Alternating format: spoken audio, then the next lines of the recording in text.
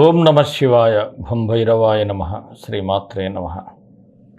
విధాత TV ప్రేక్షకులందరకు కాళభైరవుని అనుగ్రహంతో సుఖ సంతోషాలతో జీవించాలని మనస్ఫూర్తిగా కోరుకుంటూ మీ విశ్వసాయి గురూజీ.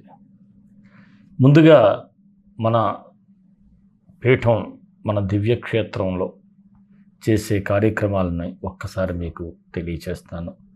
ఈ నెల 28వ తేదీ శుక్రవారం నాడు శ్రావణ పౌర్ణమి. ఈ శ్రావణ పౌర్ణమి రోజు మన క్షేత్రంలో శ్రీ లక్ష్మీ కుబేర సమేత స్వర్ణాకర్షణ కాళభైరవ హోమం చేయడం జరుగుతుంది. ఈ హోమంలో పాల్గొనే వారికి లక్ష్మీదేవి కుబేరుడు స్వర్ణాకర్షణ భైరవునికి ప్రార్థిస్తే స్వర్ణాకర్షణ భైరవుడు ధనాన్ని ఇస్తాడు, భోగభాగ్యాలని అందిస్తాడు. అందుకే ఆ రోజు లక్ష్మీ కుబేర సమేత స్వర్ణాకర్షణ కాళభైరవ హోమాన్ని చేయటం జరుగుతుంది. భక్తులందరూ కూడా పరోక్షంగా ఈ యొక్క హోమ కార్యక్రమంలో పాల్గొని మీ సమస్యలను నివారించుకోవాలని మనస్ఫూర్తిగా కోరుతున్నాను.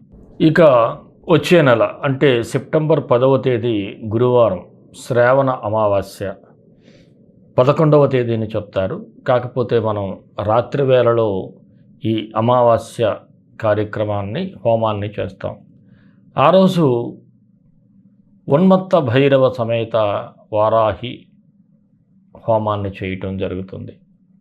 అలాగే ఏ హోమం చేసినా అన్నప్రసాద సేవను కూడా మనం చేయటం జరుగుతుంది.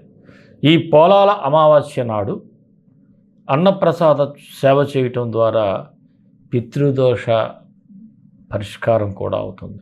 చాలా అద్భుతమైనటువంటి ఈ శ్రావణ అమావాస్య రోజున మీరు పరోక్షంగా హోమం చేయించుకుంటే నరఘోష, నరదిష్టి, ఈతి బాధలన్నీ తొలగి పితృదేవతలు కూడా శాంతించటం జరుగుతుంది.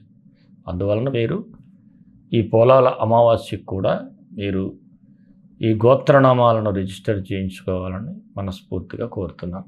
ఈ హోమాల్లో పాల్గొన్న ప్రతి ఒక్కరికి కూడా హోమం యొక్క విభూతి ప్రసాదం మీకు పోస్టులో పంపటం జరుగుతుంది.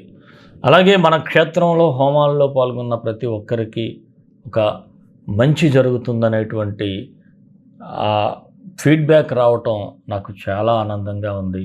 ఒక గురువుగా మీకు అసలు చెప్పలేనంత ఆనందాన్ని మీకు చెప్తున్నాను. మీరు స్క్రీన్ మీద స్క్రోల్ అవుతున్నటువంటి నెంబర్కి మాత్రం అమావాస్య హోమం అయితే అమావాస్య హోమం అని టైప్ చేసి మెసేజ్ చేయండి. పౌర్ణమి హోమం అయితే పౌర్ణమి హోమం అని టైప్ చేసి మెసేజ్ చేయండి. మరి రాశి ఫలాల్లోకి వెళ్ళిపోదాం. వెళ్ళే ముందు ఒక చిన్న మనవి. మన వీడియోలు మీకు నచ్చినట్లయితే ఒక లైక్ చేయండి, అలాగే అందరికీ షేర్ చేయండి. ఎవరైనా మన ఛానల్ సబ్స్క్రైబ్ చేసుకోకపోతే సబ్స్క్రైబ్ చేసుకోండి. ప్రతి ఒక్కరికి కూడా మరొక్కసారి చెప్తున్నాను, ఆ కాళభైరవుని ఆశీస్సులు ఉండాలని కోరుకుంటూ మరి రాశి ఫలాల్లోకి వెళ్ళిపోదాం. కన్యారాశి సెప్టెంబర్ 1 నుంచి 15 వరకు కన్యారాశి వారికి సూచనలు, సలహాలు. అయితే ఈ రాశి వారికి మీకు మొదటి వారంలో అంటే సెప్టెంబర్ 7th వరకు కూడా మీ రాశికి వ్యయ స్థానంలో బుధుడు ఉంటాడు. మీ రాశ్యాధిపతి అయినటువంటి బుధుడు సింహంలో రవి కేతువుతో కలిసి సంచరిస్తూ ఉంటాడు. దీనివలన కాస్త మిశ్రమ ఫలితాలు అయితే ఉంటాయి. ఎందుకంటే మీరు చాలా ఇంటలెక్చువల్, ఒక మాటలో చెప్పాలంటే మీ ఆలోచన కానీ మీ తెలివితేటలు కానీ స్పాంటేనియస్గా మీరు ఏదైనా చెప్పగలరు, ఏదైనా చేయగలరు.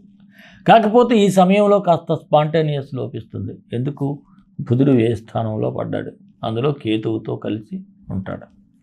మరి ఆలోచనలో కూడా స్థిరత్వం అయితే లోపించే పరిస్థితులు అయితే కనిపిస్తూ ఉన్నాయి.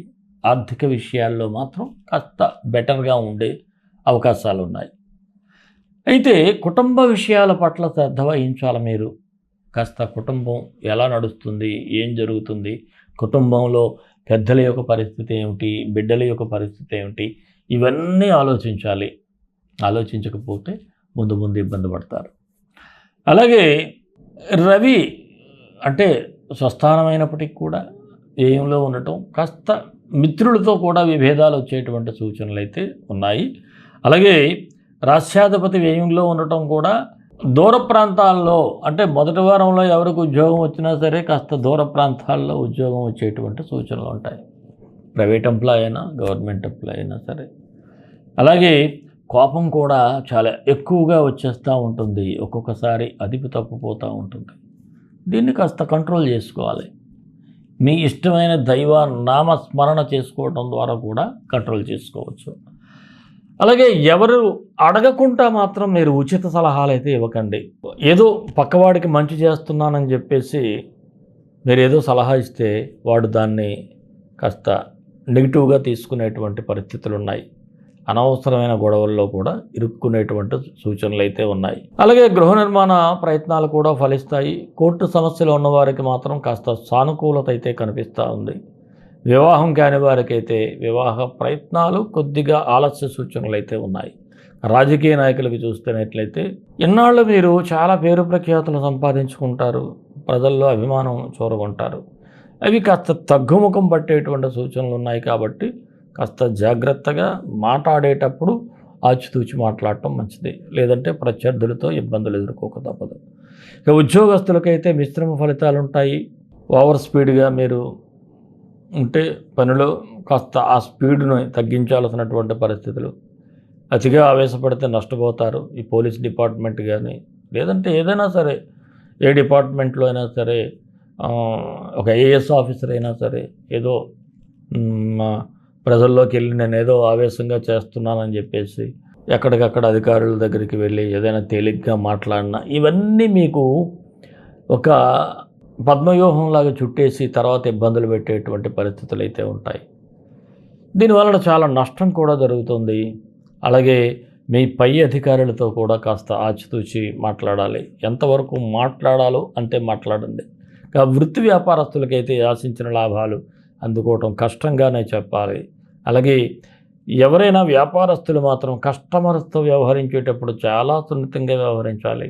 లేకపోతే కస్టమర్స్ మిమ్మల్ని అపార్థం చేసుకోవటమే కాదు, మీ వ్యాపారాల పట్ల నెగిటివ్ టాక్ కూడా తీసుకొస్తారు. జాగ్రత్త. అలాగే నూతన పెట్టుబడులు పెట్టాలి అనుకునేవారు మాత్రం కాస్త ఆగటం బెటరు, లేకపోతే వ్యక్తిగత జాతకాన్ని పరిశీలన చేయించుకోండి. అలాగే ఎవరైతే జాయింట్ బిజినెస్ చేస్తారో భాగస్వామ్య వ్యాపారస్తులు కూడా కాస్త కేర్ఫుల్గా ఉండాలి. నూతన ఒప్పందాల విషయంలో కూడా 1కి 4 సార్లు ఆలోచించి ఒప్పంద పత్రాల మీద సంతకం చేయండి, లేకపోతే మోసపోతారు. అలాగే ఎవరికి షూరిటీ సంతకాలు అస్సలు పెట్టకండి. చిరు వ్యాపారస్తులకైతే పర్వాలేదు, శ్రమకు తగినటువంటి ఫలితం అయితే కనిపిస్తూ ఉంది. షేర్ మార్కెట్ అయితే లాంగ్ టర్మ్ ఇన్వెస్ట్మెంట్స్, లేదంటే దూరంగా ఉండండి. కళారంగం వారికైతే సినీ, టీవీ, ఇతర కళాకారులకు కాస్త అవకాశాల కోసం పరుగులు తీయాలి, లేకపోతే అవకాశాలు కనిపించవు. ఆరోగ్యపరంగా చూసినట్లయితే ఈ రాశి వారు చాలా కేర్ఫుల్గా ఉండాలి. ఏదో చిన్నదే కదా అని వదిలిస్తే కోతిపుండు బ్రహ్మరాక్షస అయిపోతుంది. బీపీ, షుగర్ ఉన్నవారైతే మరీ ముఖ్యంగా జాగ్రత్తగా ఉండాలి. విద్యార్థులకు మీకు ఒక మతిమరుపు, అదొక శాపంగా మారిపోయే సూచనలు ఉంది. ఏదో చదివేస్తారు, కానీ పరీక్ష రాసే సమయానికి అది మీకు గుర్తుండకపోవటం కూడా ఒక డిసడ్వాంటేజ్ అయిపోతుంది. అందువలన మీరు ఏది చదివినా ఒకసారి చూడకుండా రాసుకోండి. మీకు తెలుస్తుంది మీరు చదివింది ఎంతవరకు రైటా రాంగా అనేది. నేను చదివేశాను అనుకుని మీరు మరలా ఎగ్జామ్ హాల్ దగ్గరికి వెళ్ళి రాయటం కానీ ఆన్సర్ చేయటం మొదలు పెడితే అంతే. అది ముందుగానే చాలా చక్కగా ప్రాక్టీస్ చేయండి. ఈ రాశివారికి అనుకూలమైన తేదీలు 6, 7, 12. కాస్త నిదానంగా వ్యవహరించాల్సిన తేదీలు 1, 3, 10, 14. మరి కన్యా రాశి వారికి మరిన్ని మంచి ఫలితాల కోసం విశ్వగురు సక్సెస్ మంత్రాలు పఠించండి, విజయాలు సాధించండి. ఈ రాశి వారు నవగ్రహ స్తోత్రం పఠిస్తే బాగుంటుంది. ఆదిత్యాయ చ సోమాయ మంగళాయ బుధాయ చ గురు శుక్ర శనిభ్యచ్చ రాహవే కేతవే నమః. ఈ మంత్రాన్ని డిస్క్రిప్షన్లో ఇస్తాను. ప్రతిరోజు 18 సార్లు ఉదయం ప్రదోష వేళలో పఠించినట్లయితే బాగుంటుంది. అలాగే ఈ రాశి వారికి కాస్త ఇబ్బంది ఉంది కాబట్టి మన క్షేత్రంలో జరిగేటువంటి అమావాస్య, పౌర్ణమి హోమాల్లో పరోక్షంగా పాల్గొంటే మరింత మీకు మంచి జరుగుతుంది, చికాకులన్నీ తగ్గుతాయి. మరి మన ఇష్టదైవం కాళభైరవుడు, కాళభైరవ గాయత్రి. కాళకాళాయ విద్మహే కాళాతీతాయ ధీమహి తన్నో కాళభైరవ ప్రచోదయాత్. సర్వే జనా సుఖినో భవంతు, లోకా సమస్తా సుఖినో భవంతు. దేశం కోసం, ధర్మం కోసం, భారతీయ సంస్కృతి విలువల కోసం పాటుపడదాం. స్వస్తి.